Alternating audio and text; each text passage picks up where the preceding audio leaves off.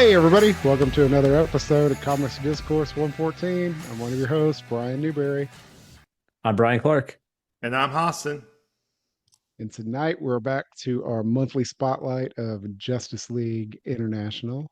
Um, this is a interesting run of books we're covering. It's numbers 8 through 13 and Suicide Squad 13 as well. I say it's interesting because there's a lot of crossovers in these few issues. We got two tie-ins to the Millennium crossover, then the Suicide Squad crossover. So there's like three or four different stories in these few issues. And nowadays these 6 issues would be one storyline. So there's a lot packed in here. But guys, do we just want to get to it, or you want to talk about any new books, or save those for later? Save those for later, unless Yeah. All Brian. right, that's fine.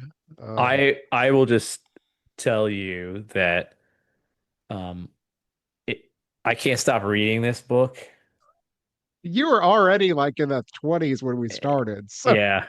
I'm at 32 and I was like, I gotta oh stop. shit. Okay. I want to talk about some of the stuff you just read then, but Hold yeah, Can't. it. because we're still going, guys. We're not. I know we said we're stopping at 24 or 25, but we at least got to go to 30, if not further. So you're in the Justice League Europe crossover era. Yes. Have you With read the that, with Justice it, League Europe books? Not yet, no. Oh, so issues 1 to 6 are some of my favorite comics of all time of Justice League Europe. Just Yeah. throwing that out there. I guess I could read those. So we're not gonna talk They about are this until these are two books to read hand in hand. yeah, I'm like, oh man, I can't get this far ahead. I don't Yeah. You're gonna test my memory powers, which are nil. I figured you'd just go scan the book, skim through the books before Yeah. we started. But I'm just gonna go on an adventure with you guys. um hey, I'm looking at the damn DC app, and for some reason there is a gap between issues 32 and 37 on here. really? Yeah, Okay, I'm on the app too. Let me see what I see.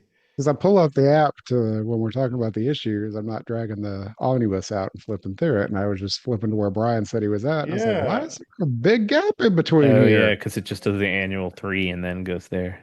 that's Yeah, weird. Scandalous. that's effing weird because they got them all scanned and ready to be on here. That is so weird, right? Yeah, I don't understand. I don't understand that at all. Wow, that's bizarre. I have it on the Justice League by Giffen thing instead because, they collect this shit in so many different weird ways on here. Maybe if I go to find it otherwise, it'll Yeah, they do. pop They up. have it. They have the trade though. They have the trades that have 31 through 35. They have to just like International Volume 6 trade on the app, but not the individual issues. That's effing weird. That Well, is weird. my ass will be dragging out the omnibus for those then. So, anyway, weird tangent. Sorry, y'all. But My bad. let's go back to the creative. Who's the creative team on these books for the most part? All right, we got a couple here. But well, mostly Keith Giffen and Kevin Maguire, and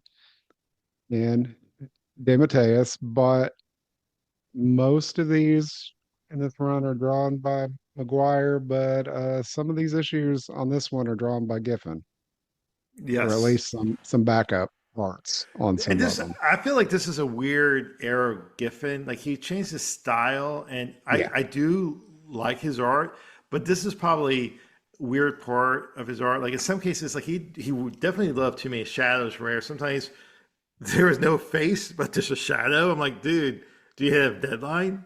Did you try and get a deadline? I mean, I guess it's the mood, but I'm like, okay. Um, but yeah, there's some interesting things that happen in this book. I mean, it brought me memories of post crisis, like right after post crisis, where DC felt fresh and is bringing in characters together that you'd never seen before. Um, but I don't want to get ahead of the game. Well, so these are bucketed into a solo issue, a single issue where the Justice League moves into their new embassies, and we'll get to that. Then the two issues of Millennium, but they're so tied into the crossover that it's not like they're back to back. The next issue picks up where the last one left off. The second one picks up like way deep into the crossover. Then we finally get the secret history of Maxwell Lord for two issues, and then the two-issue crossover with the Suicide Squad. And guys, let's just dive in. I feel like well, where we last left this was the Justice League in issue 7 got international status. So they are getting embassies all over the world. They're part of the UN. They're the peacekeeping agency, which has some repercussions on a few different fronts. But the US and Russia approved them, the two big hitters on the UN Security Council. But they also placed members of their countries on the team. So the US placed Captain Atom on the team, and Russia put one of the Rocket Reds on the team. Now, uh, Dr. Fate left, Captain Marvel left, uh, Dr. Light left, way before this. Anybody else leave at this time, or is that it? Not at this moment. No, that's it. Yeah. And this team continues to be in flux for a little while. So, But that's what makes these I always feel like some of these teams awesome is that they have members coming in and out that keeps it fresh. Um, well, issue 8, I think, is where the book really starts to get its funny. Um, this is probably the first comedy issue, I would say, I, like flat I out comedy. so when I was taken back when I picked this up because like New Teen Titans, Uncanny X-Men had the Day in the Life, but they always had some action scene, some villain they have to defy or something. This is the first book I can remember where, especially a big team book like this, nothing, like no big villain, nothing. It is just they're moving in and things happen. And you're right, it's very humorous. It's dives straight into the humor, but it's also very character piece, right? You get to know more about the characters. This is how I feel like, and I know we've seen a little bit hints of Blue Beater and Boucicaut being friends, but this is where I feel like they really become a pair. Well, and this book really, and it takes a while before we get to it, but I mentioned Justice League Europe to Brian. Brian, this book actually is a big setup for Justice League Europe, this issue 8, because we're going around, we're setting up the embassies, one of which is the Paris embassy. Captain Atom is playing a big part in this issue, and he ends up leading that team. We meet the lady that runs Justice League Europe's embassy, Catherine, in here, and she's a big character in that book. Big hair Um, too, big hair. yeah, big hair.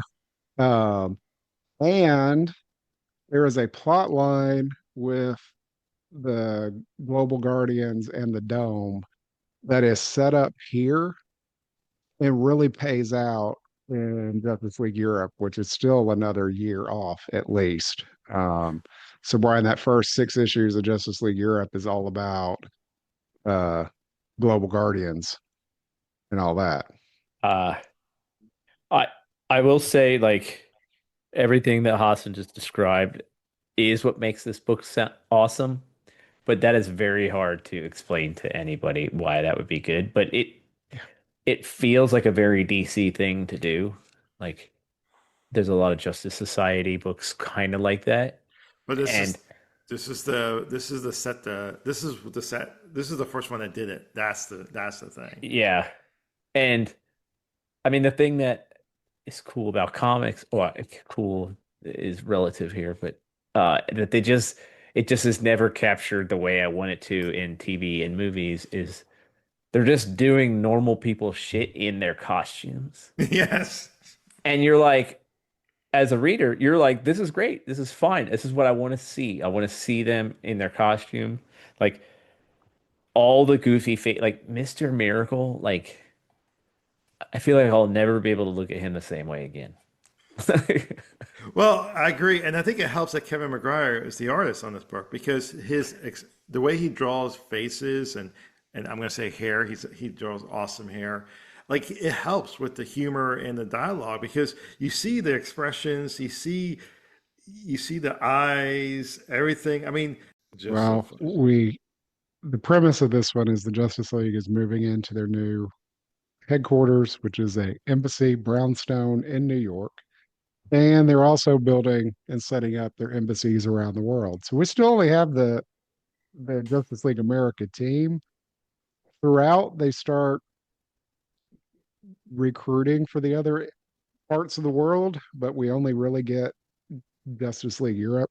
Well, at one point we get Antarctica when they allude to the Australian team, but they're setting up embassies in Paris, in Moscow. I know there's one in Tokyo at some point.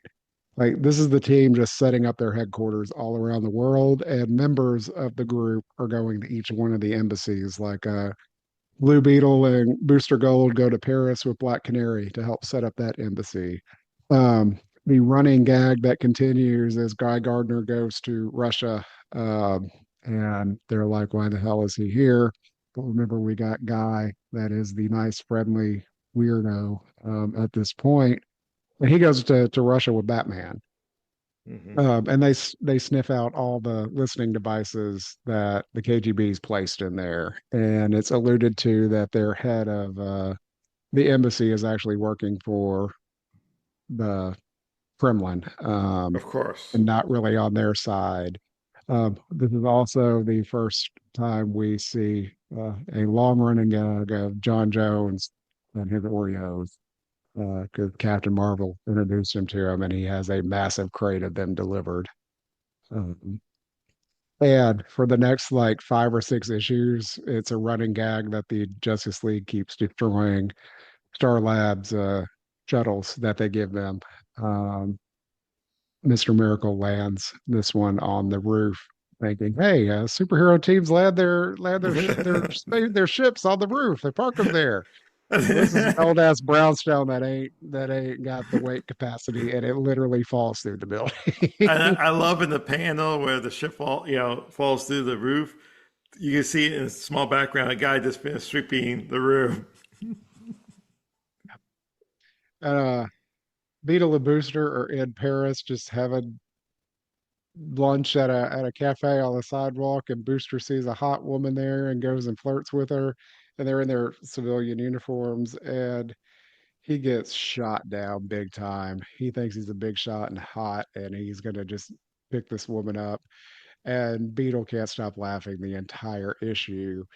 And they go meet Black Canary back at the embassy, and the new person that's running it walks in, Catherine, and it's the lady that shot him down. And as soon as Beetle sees it, he about passes out from laughing his ass off.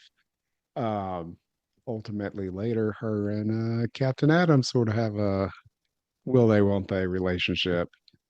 Speaking of hair, Hassan, Captain Adam's hair and the tight military cut bothers me Yeah. because I'm used to the flowing mullet that is in Justice League Europe.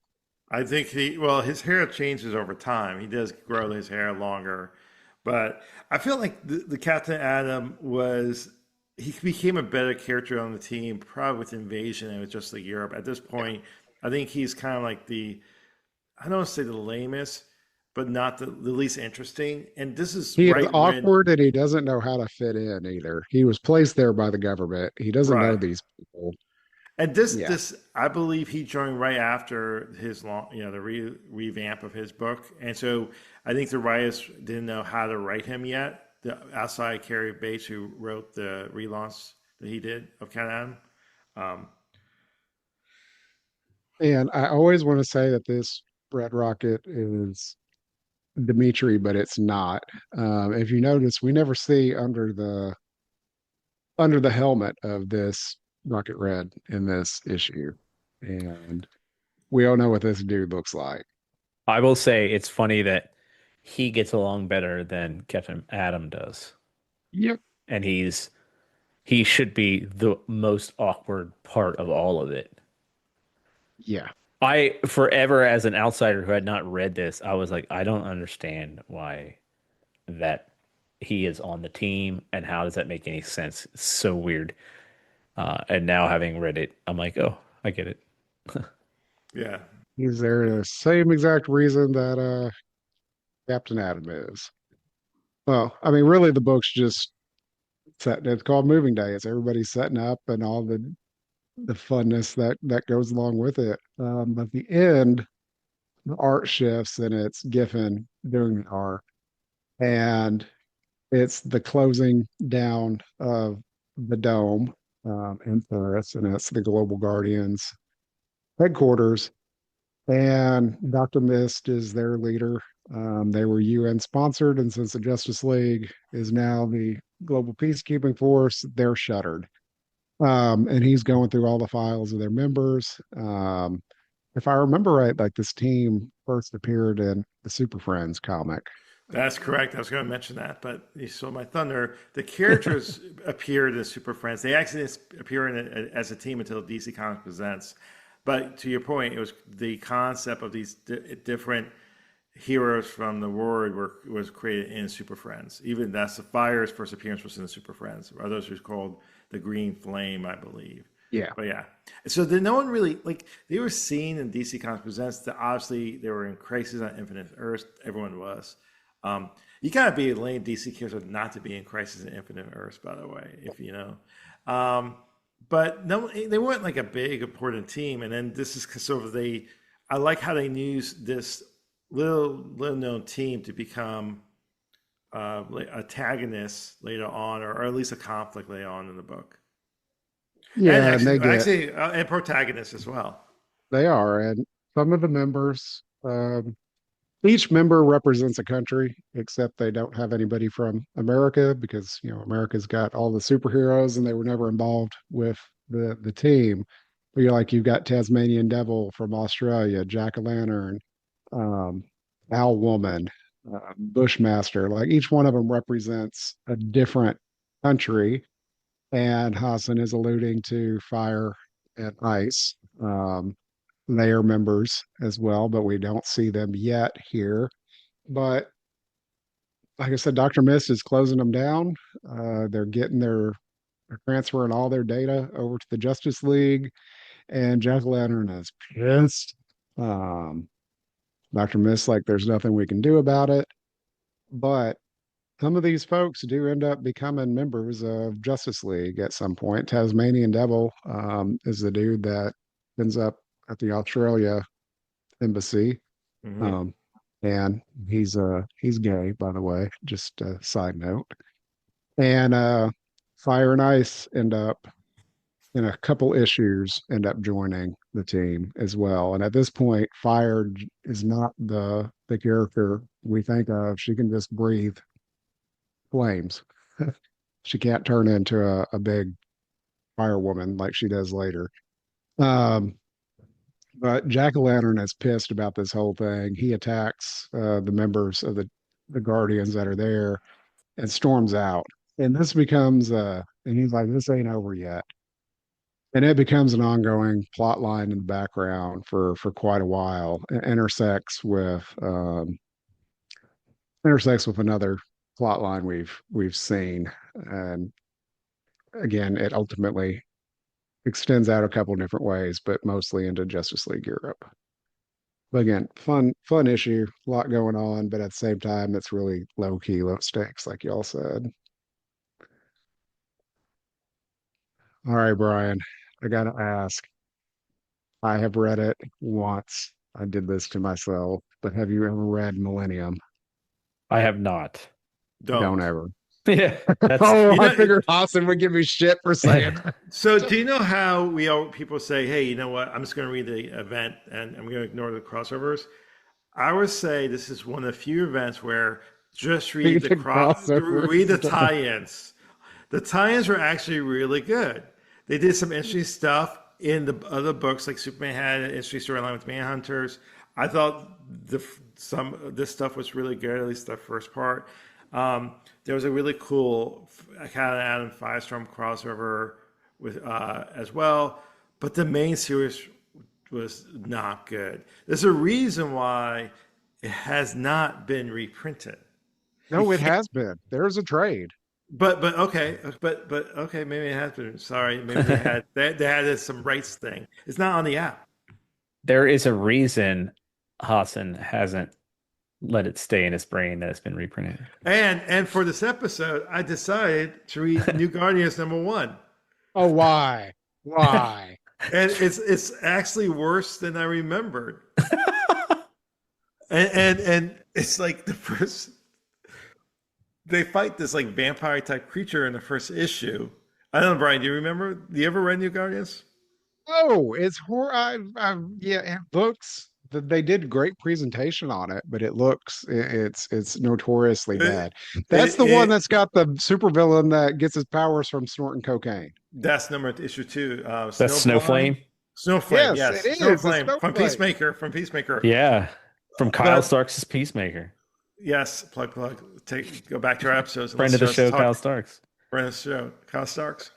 But but I mean, they fight a vampire creature, and then at the end of the issue, remember this is late '80s. They find out that he had AIDS, and that Uh-huh. was like, oh no. And then even the caption, it is 1989 or whatever, 1988 or '89. I'm 88. like, it's like, oh my god.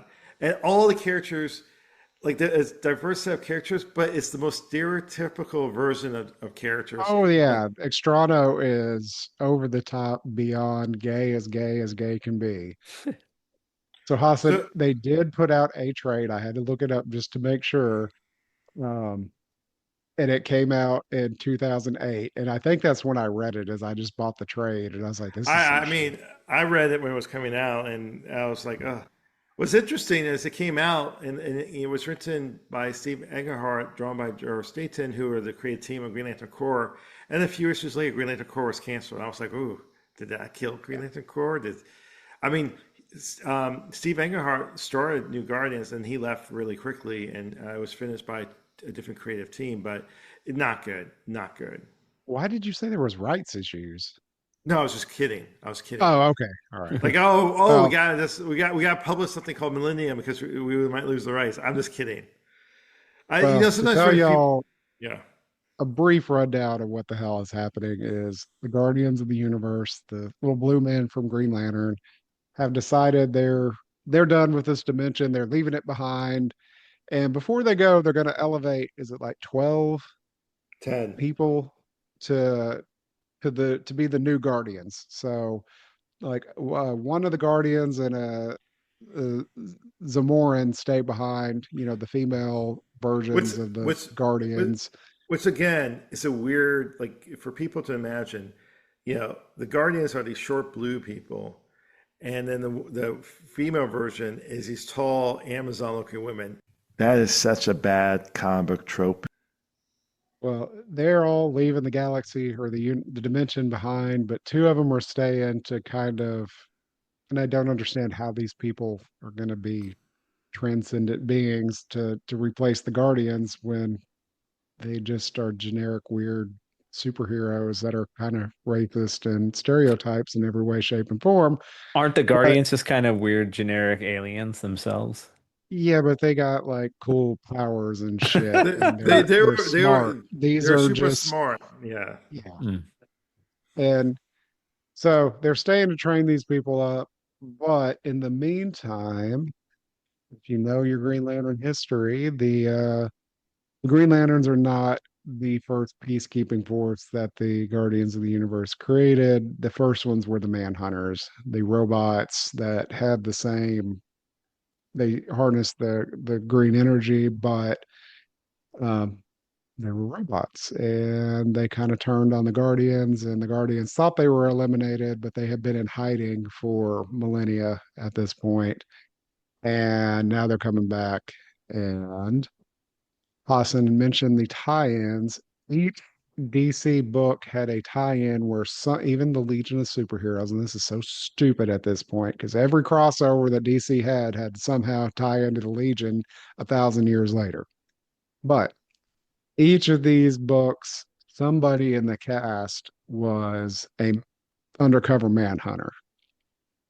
Um, Sometimes it was somebody close, like in The Outsiders, Dr. Jace, who had been their advisor and kind of their main supporting cast for their entire run, was a manhunter. And The Outsiders ended with their Millennium issues. Wally West's dad was one, wasn't he? Yes, he was. Yeah. Batman probably had like five since he had so many books, and same with Superman. Um, I think Lana Lang was kidnapped and was a manhunter. And there was some manhunters in Smallville. I can't remember but it was good. I know it was good. But yeah.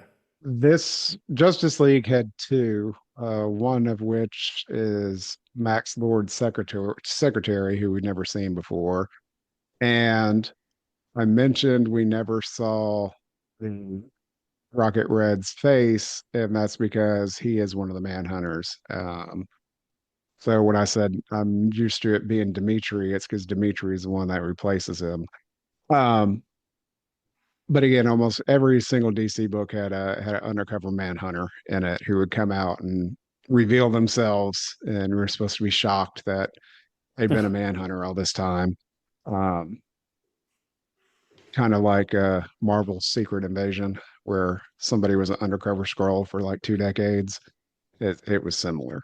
Um, but I actually like these two crossover I like issues. I like the first one more than the second one. I like the second one more than the first one. No, I don't think the characters. So let me tell you why. So the second one doesn't actually have the main Justice League team. It No, it has doesn't. it has other DC characters. I think Martian Manhunter is also in it. It's the only one. It has an introduction of a character that we all love, so that's the best part of it. It has really cool Green Lantern, really, Hal and his female friend. Yeah, it has a couple great letters. We'll get to Aricia in a Okay, bit. but I just Well, felt actually, two members join. Two members of that team end up on the team for like three I issues. I understand, but I just felt like this team, this set of characters were more interesting than the set of characters were in the next. That's all. That's why I like this one more because This I is thought more the Justice League team. Yeah, they're both good to me, but this is more directly the Justice League team we're used to dealing no, with. they're both good, but I like this one more, the first one more because of that. But anyway, Well, they're all coming back from some meeting with the Guardians where they say all that bullshit I just talked about leaving this dimension and all that crap, and they're going to help. Um, and while they're leaving, this is when they're in their shuttle, and the Rocket Red reveals himself, and actually is trying to give the other side of the story of the Manhunters aren't bad, the Guardians fed you a line of bullshit, you're my friends, I'd like you to join us. And the people on the shuttle are like, yeah, fuck you. um Scott tries to mess with his equipment and gets fried while Batman distracts him. And Blue Beetle tries to signal stupid guy outside by writing help on the window, and guy just thinks he's joking, and Dimitri's just playing with him while he's beating the shit out of him. Um, until they start seeing the shuttle start to crash, and then John's like, what the hell's going on?" And guy's like, "Oh, I just thought they were goofing around." um, but really, it's the whole issue is the Justice League versus Rocket Red, number seven, because it's the one wearing the seven on his outfit.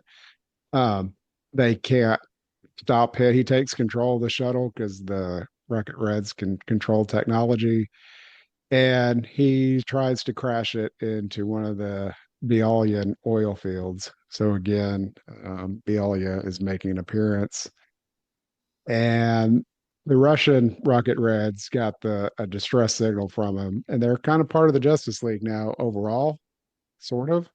Um, and they save the team, But the colonel comes out as his oil fields are on fire and he's fuming because it's the lifeblood of their country and their economic livelihood.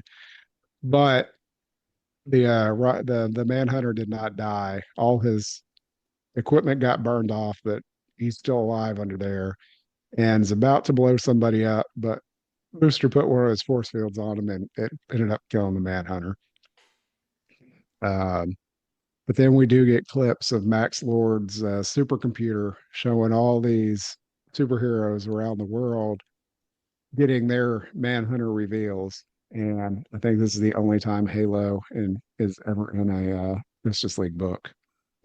We get a short cameo of her in one of them. Geoforce is with her, but he ends up being a member, decades Very, later. very briefly, unfortunately. Yeah. Uh, uh, and this is where the second Manhunter appears, and it's Max's secretary, and she puts a couple bullets in him, but whilst saying the tagline of the Manhunters of "No one escapes the Manhunters," but then some robotic arms and stuff come out of the walls and tell her she's been a bad girl and tears her apart. And we don't know what the hell's wrong with that or what happened to Max. But before the oil fields blow up, we have a secret meeting between the Colonel of Bialia and Jack-o'-lantern. He flew there after the dome was shut down, and he's starting to make a little deal with the terrorist country, who is potentially going to sponsor the Guardians of the Globe at this point, or the Global Guardians. The Guardians of the Globe were the invincible team. And the Colonel's playing Jack-o'-lantern just like he did the assemblers earlier in the series, where he's just pretty well going to use them as his super army if they're dumb enough to go there.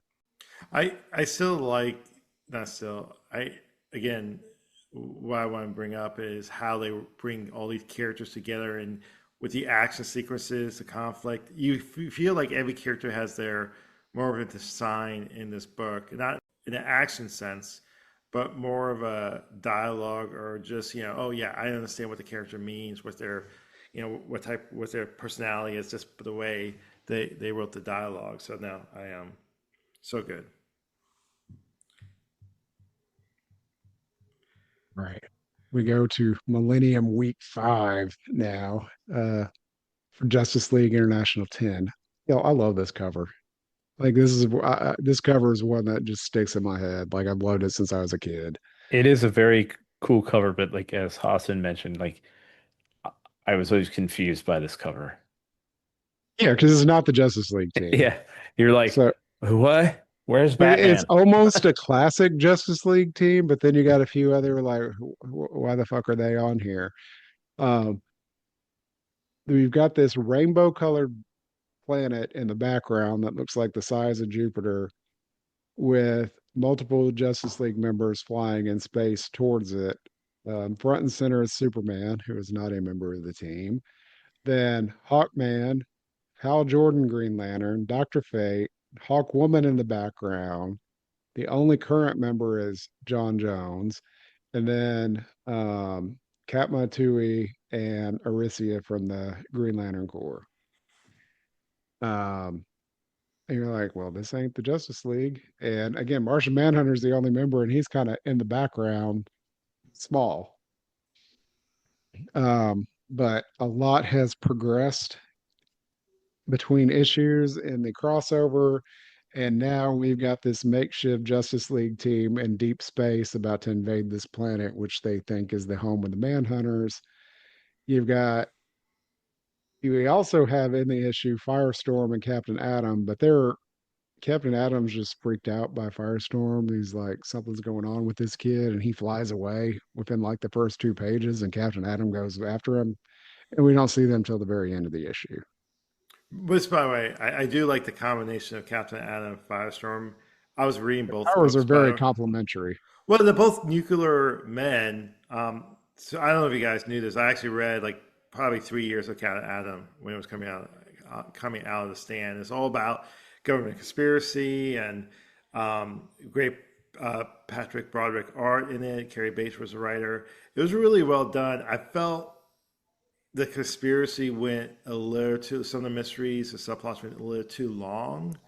Especially in the early something for a book from the late '80s, early '90s. But I enjoyed it very much, and I'm a big Firestorm guy. So, but anyway, I digress. Well, the team is gonna invade this planet and find the Manhunter base on it. But the real focus characters here are a lot Hawkman and Hawkwoman. I don't want to say Hawk Girl because this is different than the one we see later in Justice Society. This is Shaira, not Kendra. Um, and her and Carter are very much in love. This is the classic Hawk couple. And Carter is very reminiscent of the Justice League because he was like in the satellite era and the team was a lot different then. And he's really busting John on how unprofessional the team is and in my day type bullshit Well, constantly. we always say Hal Jordan's a space cop. No, Hawkman back before, and this is kind of weird at DC time where it's post crisis, but they were kept revamping characters. So Hawkman is revamped 2, 3 years later, but at this point, and actually even the revamp, he starts off as a space cop. He's a cop, and so he's very rigid in his ways. And back in classic Justice League of America, him and Green Arrow used to argue all the time. Well, he's very conservative and Green Arrow is very liberal. And they're Yes. two sides of the spectrum. Every member here can survive in space on their own. Um, that's why we don't have people like Booster Gold and Blue Beetle. This is all a lot of heavy hitters that can survive where they're going. Well, the team goes down to the planet, and since it is built by the Manhunters, who are antagonists to the Green Lanterns, every bit of the planet is yellow and even yellow particles in the air. And the three Green Lanterns are pretty well just Superman uses his superpowers to drill down, and they find a whole underground complex.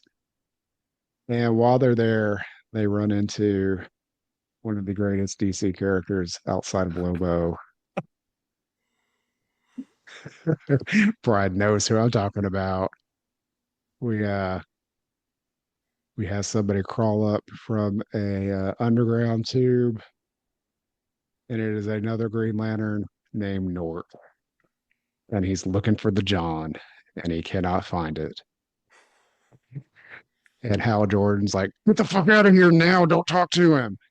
Um, Dude is confused. He don't know shit. Superman's like, "How have you survived here?" "Oh, I was patrolling the space sector and I ran into this invisible planet." I forgot to mention the planet was invisible at one point.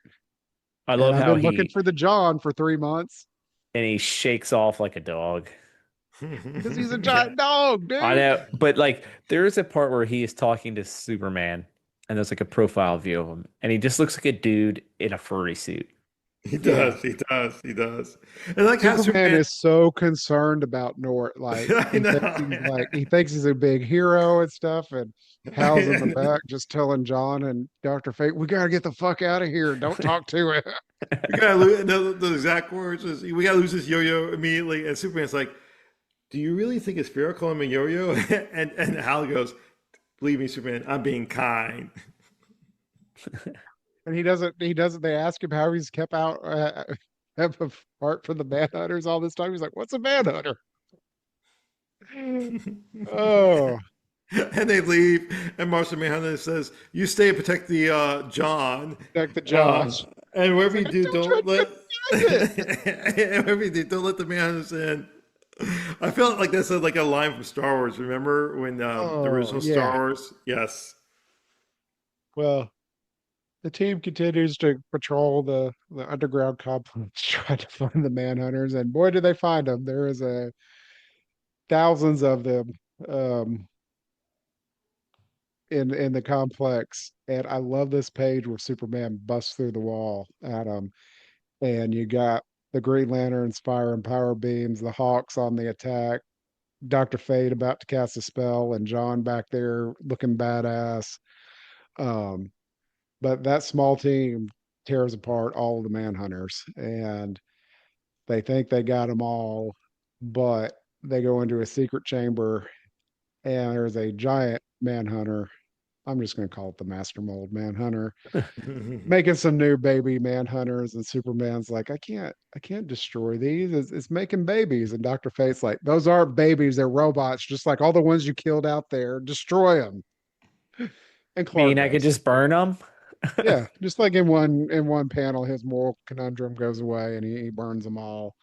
And then Mama Manhunter's like, you know what? Fuck y'all, destroy my babies, but I'm immortal. I'm gonna get out of here, and this planet's gonna fall apart on you, and I'm just gonna set up base somewhere else and make some new Manhunters and start over. And they're like, oh shit, we got to get off of here. And the planet literally just falls apart. It, Yeah. all the rocks just start floating off in space. And Superman's like, what about Nort? And they're like, he's a Green Lantern. He'll be fine. And that's pretty well the issue. And you're right about this setting up a member, one of these characters joining the team later on. Actually, three of them do. Well, okay, the couple does, yes. And then let's see, who else? Nort kind of does. Yeah, I But guess so. Yeah, sort of, yeah. yeah, but the Hawks join after these issues we're talking about, but they are very brief members of the team. Because DC did Hawkwood, and they're like, oh, you can't use them anymore. We're going to talk about that in a second. That Well, not a happens a second. lot in this series. Like Well, Wonder Woman showing up. Go ahead. we're going to talk about it at the end, the last issue. Okay. Well, But you're right, it next does up. happen a lot. It does happen a Well, lot. yeah, because Wonder Woman's part of Justice League Europe for one issue. What about Animal Man? He joined Justice Europe and then disappears too, right? Oh, After a he's in few there for a issues. while. Oh, he No, is. he's in there Okay. for a while. His family gets killed, but he's still part of the team, and they Okay. address it in there. Um, but the next two issues are the secret history of Max Lord. Last we saw him, he's been shot. We think he's dying, and this issue starts with him just happy as can be and fully healed, and we don't know what the hell happened. And Max is excited because all the heavy hitters got together, and he thinks they're coming back. Superman, Hawkman, the real Green Lantern are going to join his Justice League. And no, they all went their separate ways, and Martian Manhunter has to explain that to him. And Max has a meltdown. He's like, "You were my last hope. I don't need you jokers." And they're like, "What are you talking about?" And we got a secret computer monitor spying on him. Um, and this is where DeMatteis officially replaces the other Rocket Red. He is number 4. And this is the Rocket Red that Black Canary clocked on the in like issue 3, punched in the face and knocked a tooth out. And we actually see his face right away, and he's joking with her with his big gap tooth about it. And he's like, "My wife thinks it's cute," as he's giving her a tour, as she's giving him a tour. Um, Guy Gardner meets him, and he's expecting, asshole Guy Gardner, and he's like, "What's wrong with this dude? Is this really Guy?" Like it's a running joke with Guy for a while. Um, but Max tells the team some weird shit's going on and where to go in the mountains. There's something that they need to investigate. So the team actually starts flying to Max's building to pick up John and Captain Atom, but then the building attacks them. And Batman makes them crash into Max's floor because Batman knows nobody else is on that floor and it'll be Bat fine. Batman is so cool in this issue. Batman knows everything. Yes, yes. I love it when he tells Black Canary is the lead because she answered the call, so she has to be the lead. And then he started telling people what to do, um, and so he goes, "Wait, I thought I was in charge." And Batman jumps down and goes, "You were," but then Black Canary saves his ass. I love the. I mean, here, okay. Let me. I haven't really talked about Batman. I love this version of Batman. Why? Because he is somewhat. He's not a complete asshole. Actually, it's like some people think Batman's an asshole. He's just serious, but he gets along with these members quite well, and he knows that they're doing For a like they do. while. Well, I'm not okay. We're We'll gonna get get to to it. that. We're gonna get to that. We're gonna get to that. But for the most part, he was He was a member of the team. He friends with the Monster Manhunter, and but I just love how they wrote him and how his interaction with the team was just so good, just He so good. feels like he just tolerates them.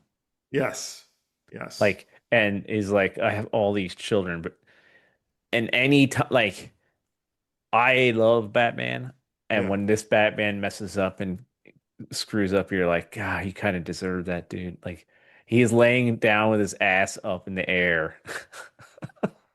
You This is never see not super Batman like that. detective Batman. This is not Batman has a contingency for every person. Batman, he doesn't have how he's going to destroy them all. Like this isn't the Batman that's going to fix everything immediately to me. yes.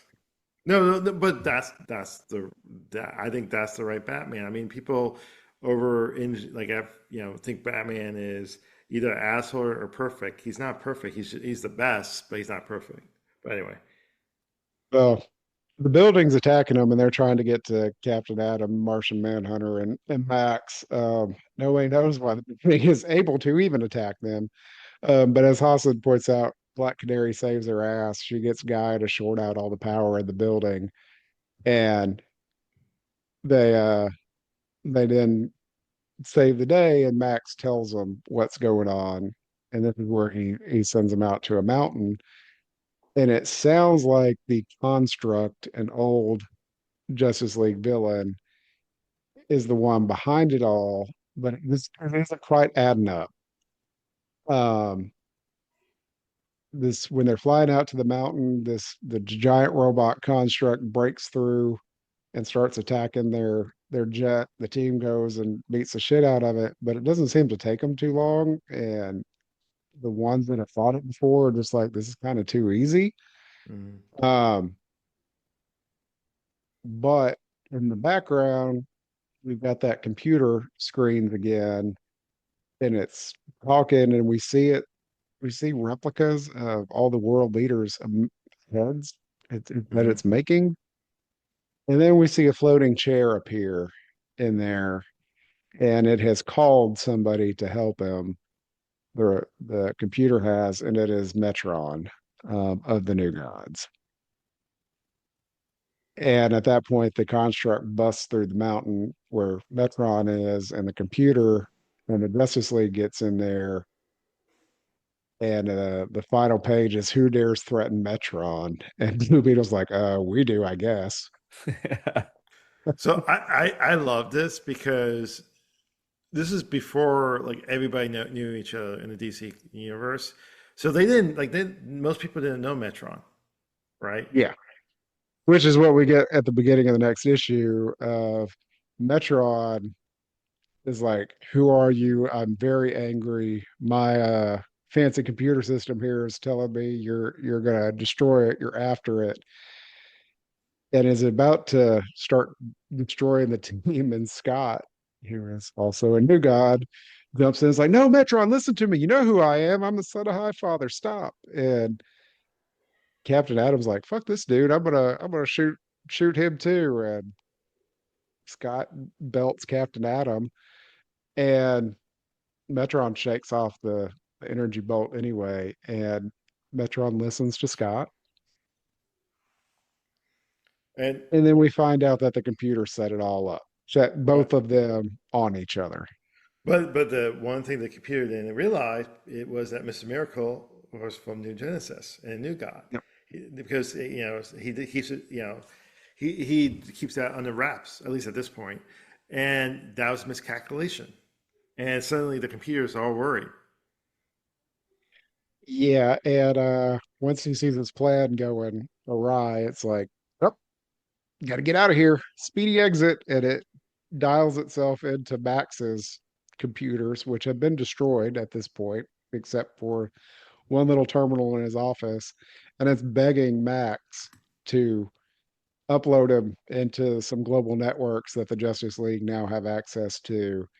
And Max, we now have a flashback. The computer's just telling me, "You need me. You got to do this, Max. We can save everybody." Um, but then we get the secret history of Maxwell Lord, who is a scumbag businessman. Nothing, no other way to say it.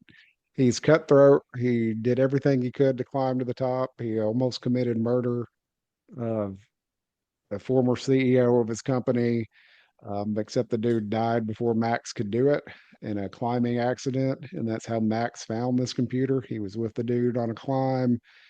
And when the dude fell, Max was going to get him and saw this computer in the cave and got hypnotized by it, but not really. And this computer helps Max rise. He helps him take over that one company and then go global with it and manipulate world leaders. And then we get the whole background of how he engineered that signal device that he gave to Dr. Light that was better than the one the Justice League has. Max is the one that set up the terrorist group that was in issue 1 that brought the team together. He's the one that got the Royal Flush Gang to attack the Justice League uh, to let Booster Gold be on the team, and he built the android Ace that attacked him. And then that satellite at the end of issue 7 that attacked the Earth that Scott recognized as from New Genesis came from this computer because it's a new God computer. And Max and the computer manipulated all of this. So Max is a piece of shit. Yeah, yeah. And it's funny when later on where he turns against Blue Beetle in Countdown to Infinite Crisis, people are like, "Oh, I can't believe he did that." And I know because he Well, was shit. what? I mean, yeah, you see it. It's not outside of Max's MO. No, Like no, he's not. I mean, Max redeems himself, but he's still never a great guy. no, and if you think about it, he used terrorists to help set up the Justice League, and he people Yeah, died. yeah. So he thinks about what the objective first. Um, but I thought this was a really good issue to, the fact that they focus on Max in this issue quite a bit, and I thought it did. I mean, he's a big part of this Justice League era, and I thought it was a really good way to make us feel for Max going forward. Um, so yeah, Max does the right thing and smashes the computer. And since it's not there anymore, Metron's like, well, I don't have anything to do with this. Peace out.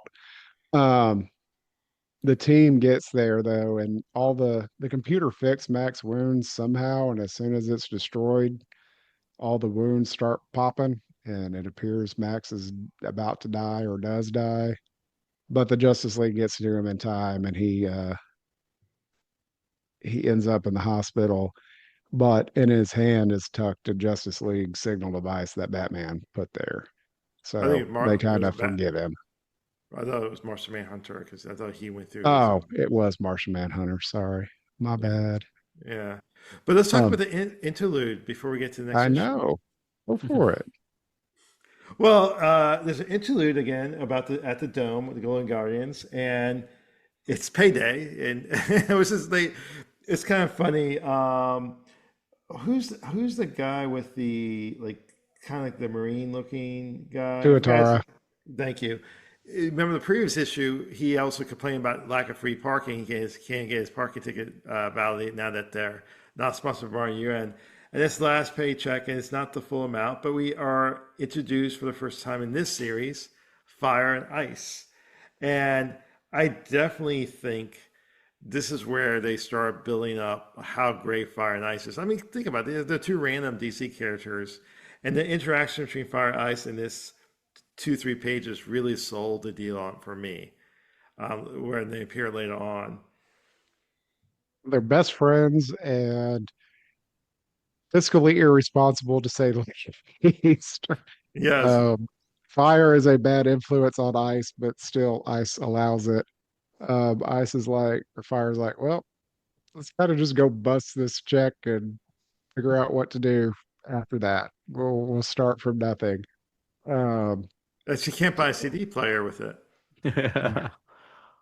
Well, it's not mentioned here, and it's hardly ever mentioned, but Fire was actually a spy for Brazil. She's from Hmm. Brazil, so they go down to Rio and march into the Justice League embassy there. And the dude running is like, because they want to join up. And he's like, you want to do what? And is pretty well laughing in their face. And they've been two heroes of the world for years, and they're just like, they're not good enough, is pretty well what the dude's telling them. But yeah. Um, I kind of like how they slow walk them being in the series though. Yes. Yeah.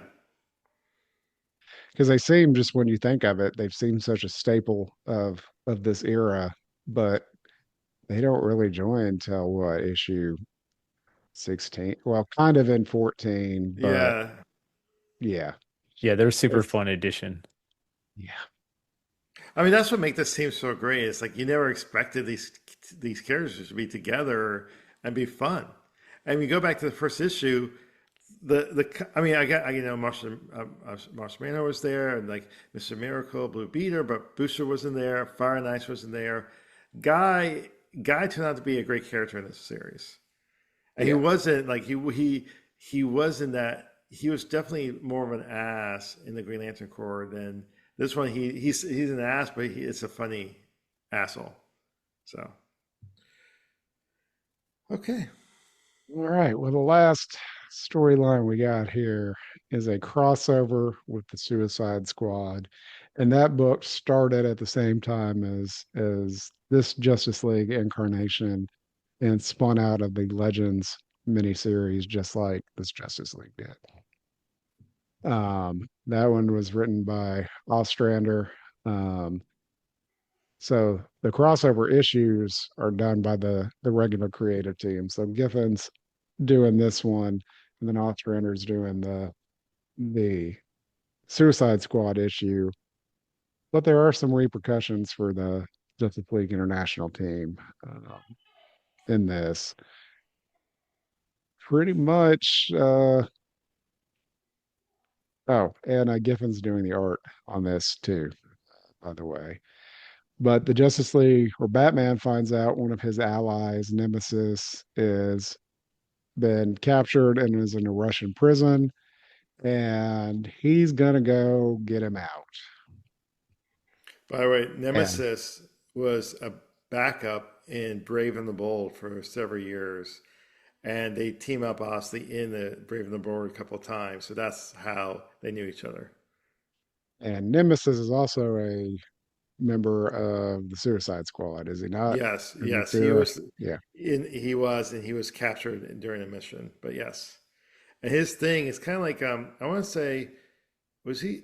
Is it like Human Target where he disguise? I want to think I that, don't or know much about him. I really okay, don't. I'm gonna you keep talking. Let me double All check. I right. want to say that, but anyway, Well, Amanda Waller is yelling at Rick Flag because he's wanting to go after Nemesis, and she's like, "The hell you are." Well, and okay, I got a side note. I like this Amanda Waller better than current DC Amanda Waller by a big margin. Um, Ostrander, when he created her, wanted someone different than anything you see in comics, and that's why we have this.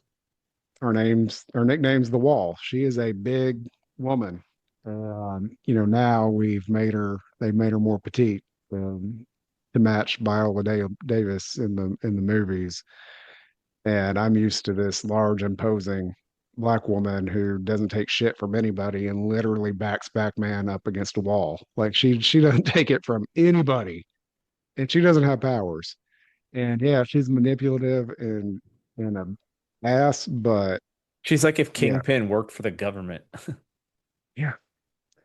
And the current Amanda Waller, just even in look and personality, I think they've just taken her too far. And in my mind, kind of like you said about Max Hassan, Mhm. it's still in character. I see how they get to where they're at, but I like this version better. No, I agree. By the way, Professor Hassan, who has a PhD in DC Comics history, was correct. Nemesis was a master disguise. Thank you. Okay. Well, Batman goes to Dimitri and asks them to find out where Nemesis is, and Dimitri's like, I don't. You just run up to a random Russian and think I know all this shit, and Batman's like, yes. Well, Dimitri just does happen to know that. Um, but Batman's fighting to get the team to go, and in the background, amazingly, Amanda Waller is doing the same. She wants the team to go to where Nemesis is, but to stop her team because they are going against her orders to save Nemesis and not and it will expose the Suicide Squad, which she does not want. Batman found out about them a couple issues ago in the Suicide Squad book, but they're not really known about outside of that. Um, Batman and John are having a fight about it, and John's like, "No, we're not creating another international incident. We're not going to do this." But then they get a phone call from the president telling them, asking them to go. Yeah. So Batman kind of won, but didn't. But then he's Uh, unhappy because there's something wrong. They're like, well, I thought you wanted to go. He's like, not now. Why yeah, do they want us to go? Yes. yeah. Well, we find out that Amanda actually knows Max too, and Max is in the hospital recovering. Um, and this whole two issues, they're having a tit for tat in the hospital. Um, and Max knows about her team, and she knows, of course, about the Justice League. Well, the Rocket Red Brigade knows is heading to the prison, as well as Red Star, who still has both arms at this point. Austin, I thought you'd get a laugh out of that one. Yes. Yes. No, I Superboy was. ripping his arm off. Oh yeah. Yeah. Yeah. And then the People's Heroes, who the only time I've ever seen them outside of this was in The Outsiders. Um, and then one of the issues that we talked about where they end up in a African country and taken prisoner. Um, but the Justice League gets to the prison and Batman is told that Nemesis is there, but he's not allowed to see him, and he pretty well bullies his way in there. Dimitri thinks the dude's fine, but then they get there and he's knocked out on the floor. So Dimitri admits has not been treated well.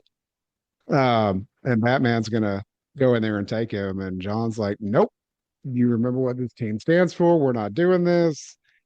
And the team thinks that Batman and John are about to get into it, and Batman's like, "All right, then what's the plan?" Like Beetle was kind of disappointed because he was waiting for Batman to get clocked, I think. Mm. And then the Well, Suicide Squad shows up. yes. Um, I do not know all these members. Who is the big lady that looks like Barda and is somehow connected to a new god, but I don't know who the hell she is. Well, it was a mystery, and I can't remember which furry she is, but she's one of the furries from the. One of the female Furies in. Yeah. Yes. Okay, I was kind of thinking she might have been, but I wasn't clear. Like it's alluded to in the Suicide Squad issue, but I was like, I don't recognize her. She's a new god. Lashina. And didn't look like her at all, but okay. I would have thought it was Stampa, if anybody, because she's got that big Barda-esque build. No, no, it's because he's tall though. Yeah. I Well, mean, it's the Suicide Squad issue is written by Ostrander with pencils by Luke McDonnell. And it's pretty well a fight just between all the members. Scott fights the Lashina that we are just talking about, as well as Blue Beetle. Um, Booster Gold has some funny fight with Javelin. Javelin's just throwing his things at him and Gygar at him, and he's just bouncing off his force field, and he's making cracks about him the entire time. uh, Guy fights Captain Boomerang, but Guy just sits on the ground in a force field, so Captain Boomerang can't do shit. And he thinks he's trying to save him. I was like, Yes.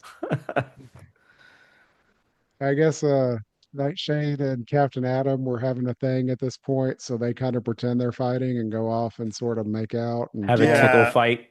yeah, Yeah. because she works for the government as well, and although, like she works for the Suicide Squad, but she's also a government agent that they didn't know.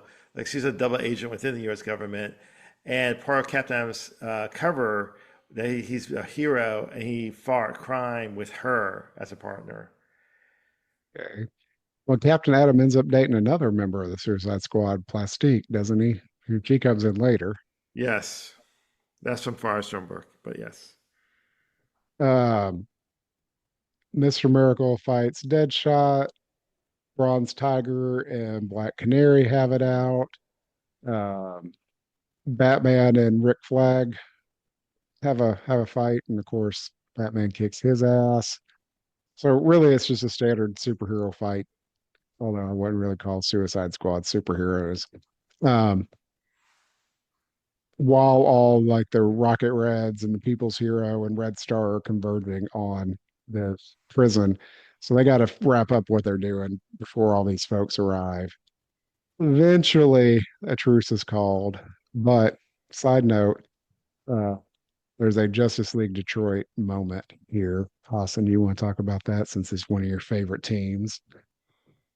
Oh yeah, it was Vixen and Martian Manhunter. So Vixen was a member of Justice League Detroit. She killed somebody, and therefore she didn't feel worthy to be a Justice League member. And Martian Manhunter says, "No, you always will be a member, and you're fantastic." He has high respect for her, and they hug at the end. It was not the Well, same fight that the others have, but Vixen is the only surviving member of the four new Justice League members. Oh no, Gypsy. There's Gypsy. Gypsy's still around. Yeah, but Vixen is really more of the hero. Gypsy, once in a while. Yeah. Gypsy went back home. Yes. Uh, a lot of the issue is just Batman and Flag beating the shit out of each other. Um, but Batman, who puts Flag in the hospital, and walks away just fine. There is a plan that the Justice League is going to take Nemesis with them. They're going to take him back to their embassy. The Suicide Squad's going to portal out of here, and then in a couple days, Nemesis is just going to magically escape from the embassy and go back to the Suicide Squad. So it gets a little convoluted. We don't see all that, but that's the plan that's going to happen. Um, Now, at the end, Batman is not happy. And this is very reminiscent, these two issues of when Batman left the team to start his own team of the Outsiders back in Justice League Satellite era. Because he left the team, was it to rescue Lucius Fox at the time? Yep. Yep. And he was in a different country, and the Justice League didn't want to have an international incident. Same here. You know, John and him were fighting at the beginning of this. And the only reason they got to go in is because they were called directly. Um, he was going to rescue a friend in both instances. And this time he got to do it, but it didn't go the way he wanted. And he quits at the end of this, just walks away. And Batman is not a member of the team after this point, although he is still in the issues off and on quite a bit. But see, okay, so I'm going to tell you something. I don't like this issue at all. I thought Batman, like this is like weird characterization of Batman. I mean, he was a child.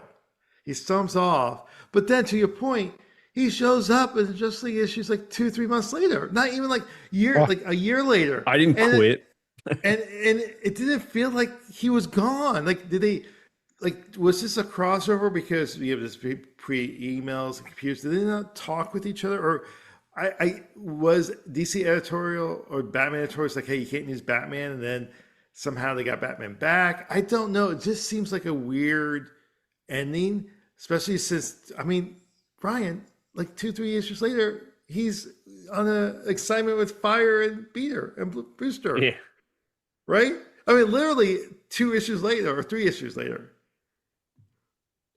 And he Did, recruits for the Justice League, right? He's the one that got Hawkman to join the Justice League. How did he? But how did he quit? This is my point. This is I hated this ending.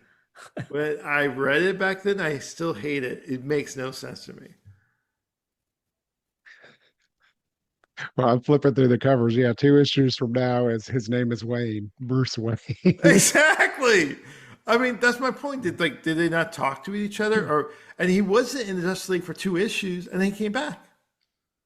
Did they realize like, hey, you know what? We really need Batman. He sells, or I don't know. Because he's on the iconic cover of 24. That's my point. And he's Yeah. he's part of the team, pretty much most of the run.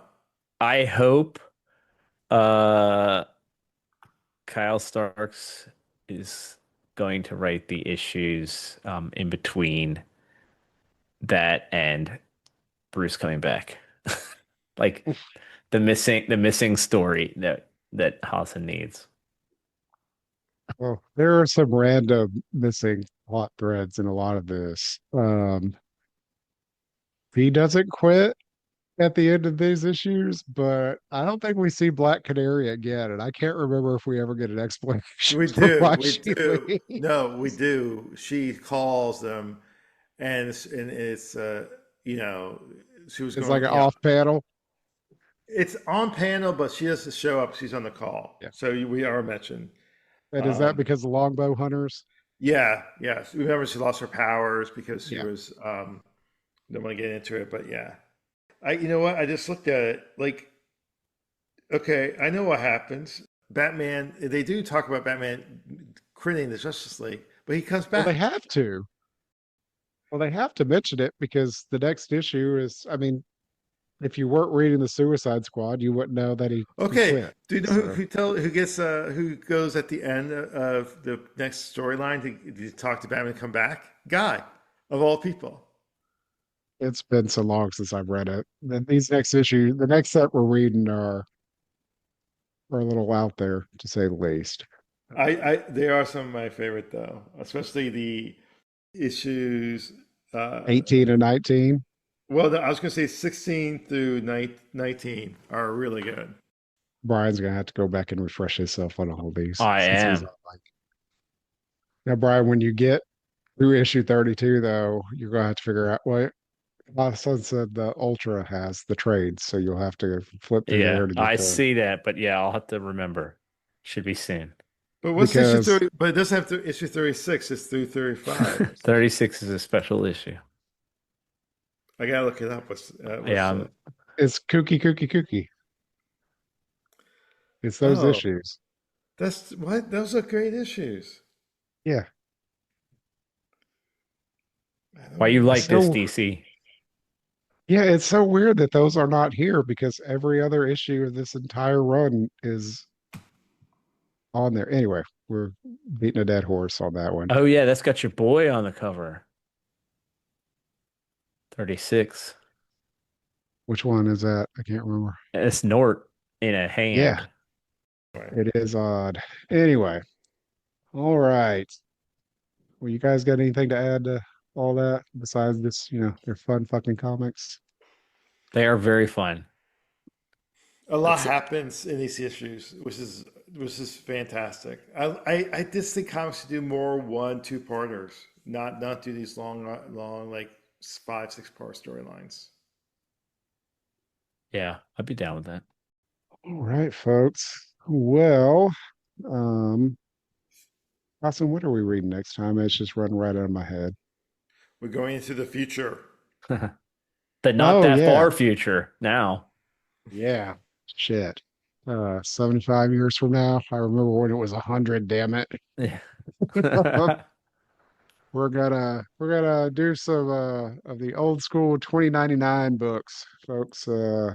At least Spider-Man, and we're throwing out a couple others to choose from. I, of course, am advocating X-Men. Brian's throwing out Punisher. Ravager has been mentioned as a joke, I hope. No, we're never no Ravager. No, we're covering Ravager and Millennium at the same time in Or 2009. Ravage, not In Ravager. Sorry. 2099. Yeah, In 2099. That's 2099.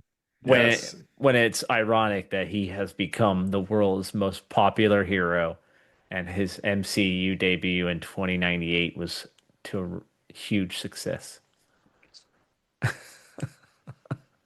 Trying to think so there was Doom, Fantastic Four, X-Men, Spider-Man, Hulk, Ghost Ghost Rider. Rider, Punisher, Ravage. I mean, it's a Marvel line, so eventually they do everything because Marvel Yeah. likes to do everything. There was Yeah, 'cause no Avengers 2099 though. Yeah, Avengers The wasn't hot Avengers weren't back that then. big back then. Yeah. No, they weren't. They weren't. No one really. Fantastic Four was that? Yeah, Yeah. they had a short run series. But it was supposed to me but they had Doom for a long Yeah. time. Yeah. Doom. Doom was cool. Doom. I never read the Doom. So I have never read it either. Actually, I have rarely read it at all. So I'm being a newbie. all right, folks, join us for that next week. In the meantime, if you're enjoying what you listen to, please leave us a review and hit us up on the socials. Comics Discourse 114 on most of them. I think one or two were just Comics Discourse, but you can find us on pretty well all of them. So, all right, folks. Well, thank you and have a good one. See ya.